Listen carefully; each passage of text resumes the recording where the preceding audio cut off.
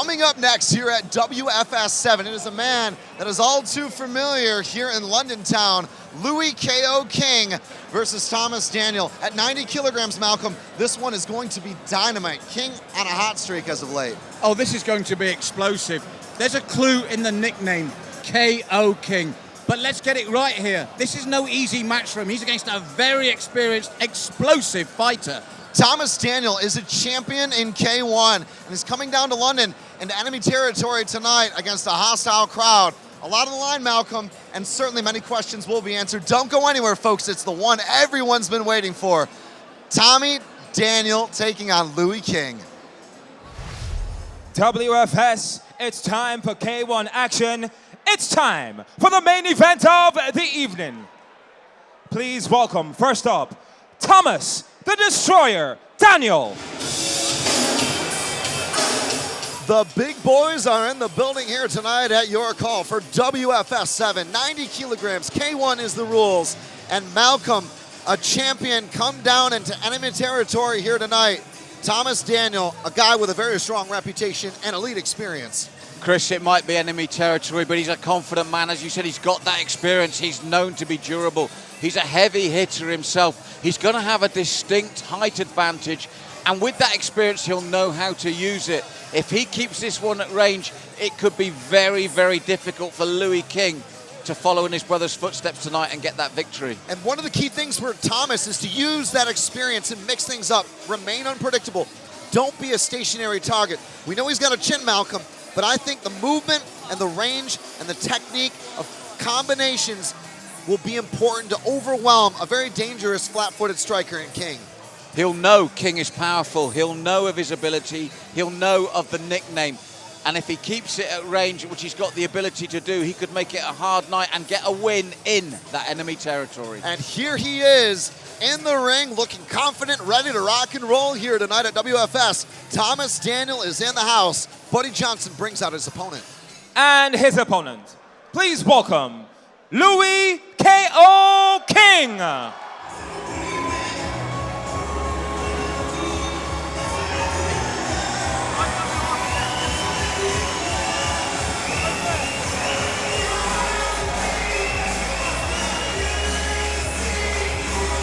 And making his way to the cage, his opponent, Louis K.O. King.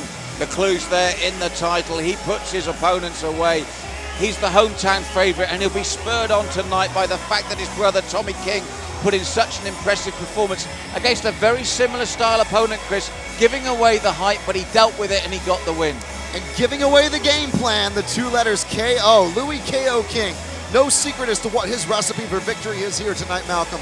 A guy who can touch you with one strike and it will be over in a moment's notice. So I think his key is to get inside tonight, land power strikes, and mix things up in typical King brother fashion. I agree with you, Chris. It's a very similar thing to what his brother had to go to.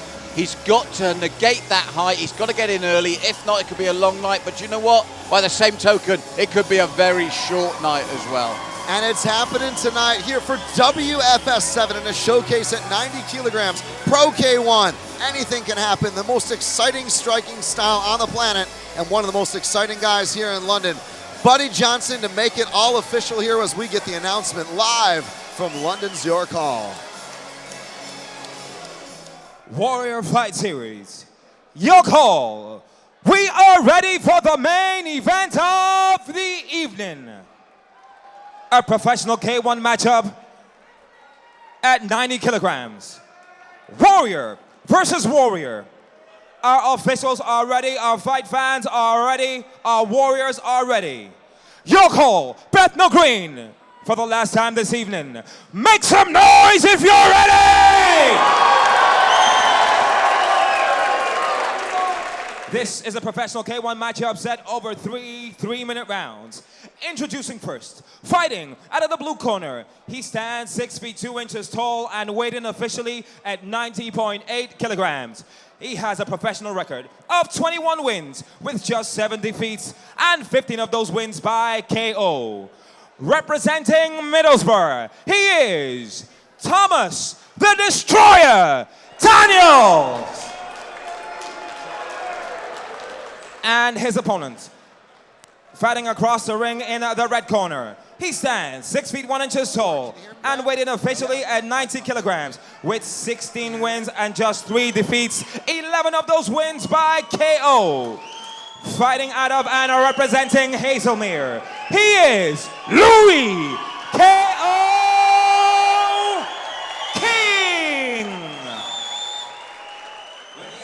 For this main event, your referee in charge is Mr. David Swan.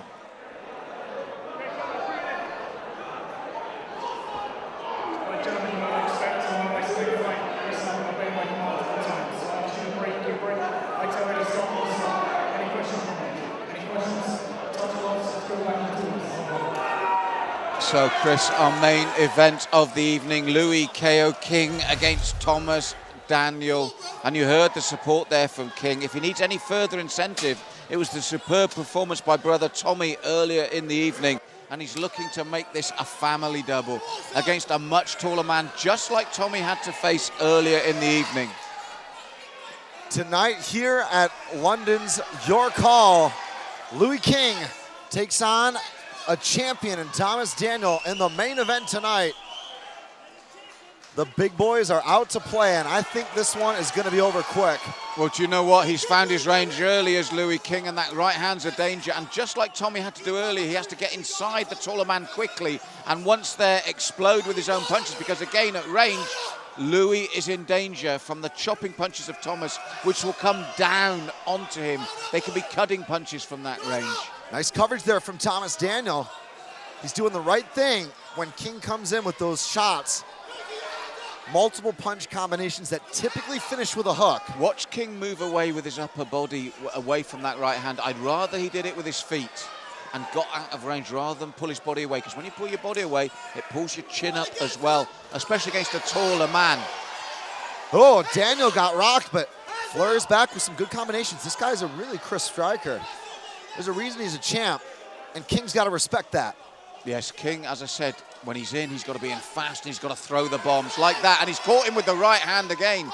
It's when he comes out, I worry for Louis King. He's got to be careful when he comes back out from engaging. But again, he's getting through accurately. The nose is already bleeding of Thomas Daniel. Whoa! I think we're going to get a little bit of slip there. Yeah, that was it. Good refereeing there from David Swan. He thought that it may have been a knockdown, checked, and it's all good. The action continues. And again, the long arms of Thomas Daniel. This is what Louis King's got to be aware of. Either right inside his man, throwing these bombs like he does, or right out of range, and do it quickly. As I said that, he's really started to... Oh, that left hand was the one now. Suddenly the nose bleeding freely. Thomas Daniel doing the right thing and tying him up. Looks to his corner as well. But King has found the power and he's found the range. Daniel, nice turn though. Good roundhouse to the midsection as well. Oh, eats a knee. This one is becoming very rapidly to the boil now, Chris. Back and forth stuff. Look at the way that Daniel spins there, going 360 into a roundhouse kick, bleeding profusely. A nod to his corner though. He's been here before.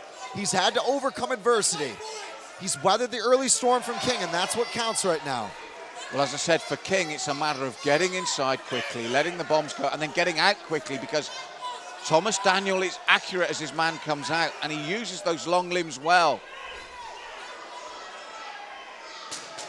Clinch here, 10-second clapper. Yes, it's had everything in this opening round. Just when you think King was in total ascendancy with right hands like that, Thomas Daniel comes flying back. A good opening round from both men. And again, I love the ranges of this bout. For King, just like Tommy was earlier, when he's inside, he's dangerous with those big hooks. But it was when he disengages and comes back out, Thomas Daniel is then dangerous. One of the things that really intrigued me was the fact that Daniel ate some of King's best shots there. He certainly was noticeably affected by those shots, but what he did was he came back with very creative counters and pressure. He wasn't afraid to go forward against King, who had obviously cost him a few wobbly moments there. So, you know what, Malk? Everything bubbling up. I got to steal your verbiage there. It's happening tonight at Yorkhall.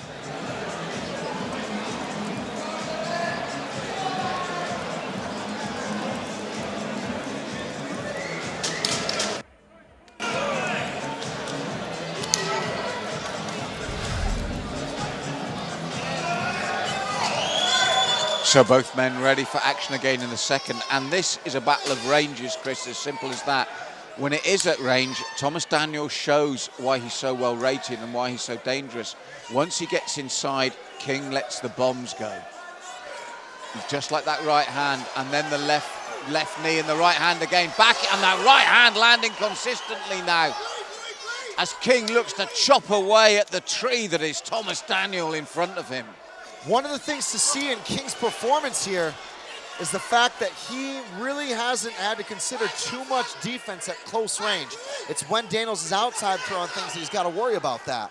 This is the danger for him when his work's done, how he disengages. For me, that's key, how King disengages after his work is done. Because Daniel is no mug on the counter, and he's strong, he's durable, he's taken some big shots. Daniel again probing and then whipping that punch around. King is in a little bit of trouble here. And it's that knee to the midsection, Chris, that's what's doing it. And as I said to you, the advantage he's got is the huge way he can come flying down with his punches. It's an absolute slugfest here at Yorkhall as Daniel continues to pour on the pressure. It's now the with knees for Daniel, Chris, it's the knees. Man. And a separation here. And not a moment to breathe for King. King looks tired. It's because you've got the big man, when he comes close, the punches are chopping down while the knees are flying up. He's taking the oxygen, he's taking the breadbasket of King and then chopping down the punches. We talked about Daniel's heart. King is really having to dig deep and show heart now. It was interesting to see how Daniel kind of mixed things up with odd combinations in the first and then started to really work on that body in the second. When you start getting hit like that, it taxes everything. Not only your movement, but your breathing. Right now, that's paying dividends. King needs to keep this in the center of the cage because when it goes against the apron, against the actual cage wire itself, Daniel really uses every opportunity to get those huge knees going. King gassed. Daniel eats a huge right hand to a knee. Oh, that's King a second knee as well, Whoa! Chris. Now, King drags up some extra stamina and energy and throws it. And this is where he's better. He needs to be the one in the center of the cage because when he's against that wire, that's when Daniel can get, watch, when he's against the wire, it doubles up the impact, then the knees can get in. And Daniel now also tired. King breathing and doing everything he can to try to mount further offense here. This has really been a round of rounds, Malcolm. Oh, Chris, it's when, I said, Daniel is in ascendancy when he pushes King back, doubles that impact when he's got his back to the wire, so he has to absorb it all, and then chops the knees as well. King has had his best success here, led like that with that right hand in the center of the cage. And Daniel hits a huge right cross. These two men have got chins, Chris. They have got chins. Oh, man. And you can see the visible evidence, not only with the energy given, not only with the onset of exhaustion, but also the physical indicator of eating some really big punches. Oh, for me, it's beautifully set up. Thomas Daniel gets the ascendancy when he pushes Louis King back against the cage wire and brings those big knees chopping up and those right hands chopping down. As soon as they go back into the center of the cage, King slips and slides and throw the big bombs.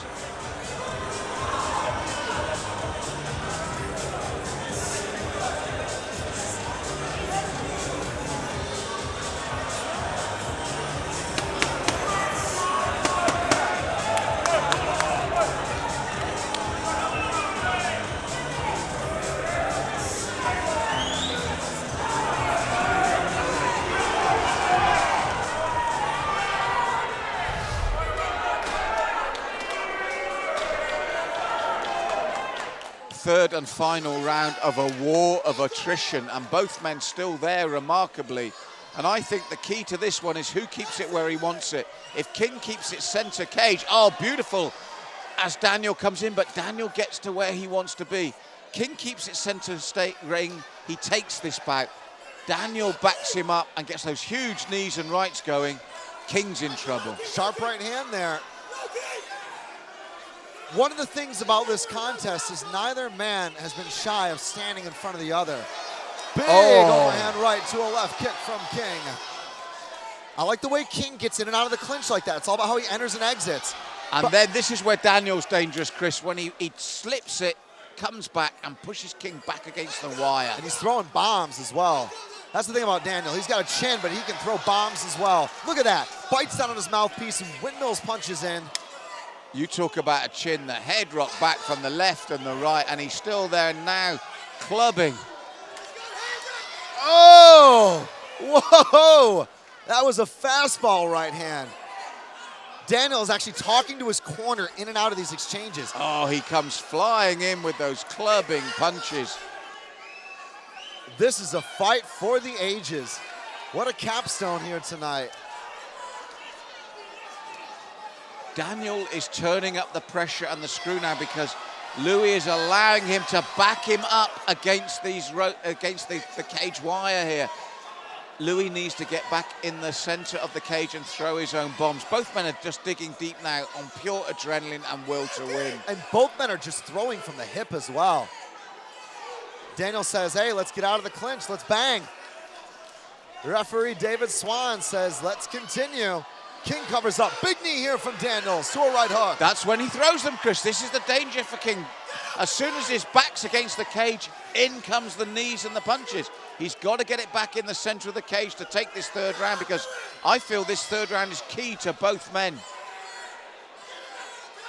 Full plumb here. King gasping for air. Daniels lunges in. Both men giving everything they have. Neither man wants to finish it. Oh, and suddenly a left and right from King, but Daniel pushing him back again. And every time that knee comes up, it's taking the oxygen from Louis King. And King swings for the fences. And he lands with the right, and the crowd respond again. What a wild man. But Daniels is everything as advertised. Oh, he's tough, Chris. He is so tough and durable. Some of those right hands from King. Normally he sees his opponents drop and they're out of there and it's a short night's work. It hasn't been tonight. But by the same token, because it hasn't been a short night's work, you've got to comment on Louis King's chin as well. What a fight. What a fight tonight in WFS. Both men came out, gave everything they had, and delivered, Malcolm. Oh, hearts of lions. Chins to be admired because, as I said, Louis is used to seeing guys drop from that sort of power. He had to dig deep tonight because, do you know what? He really ate some elbows there. Sorry, elbows, knees. I'm getting too excited. He really ate some knees there and was still in as well. This one could go either way again, Chris. We go to the judges' scorecards, and Buddy Johnson makes the announcement tonight. WFS 7 live from Yorkhall. King and his opponent Daniel go the distance. The judges' scorecards coming right up. Ladies and gentlemen, round of applause for these two warriors. Come on! 3 exciting rounds of our main event this evening, and we go to our judges' scorecards. Judge 1 scores about 29-28 in favor of red corner. Judge 2, 29-28 in favor of blue corner. Judge 3 scores about 29-29, declaring this bout a split draw. So congratulations to Thomas the Destroyer Daniels and Louis K.O. King.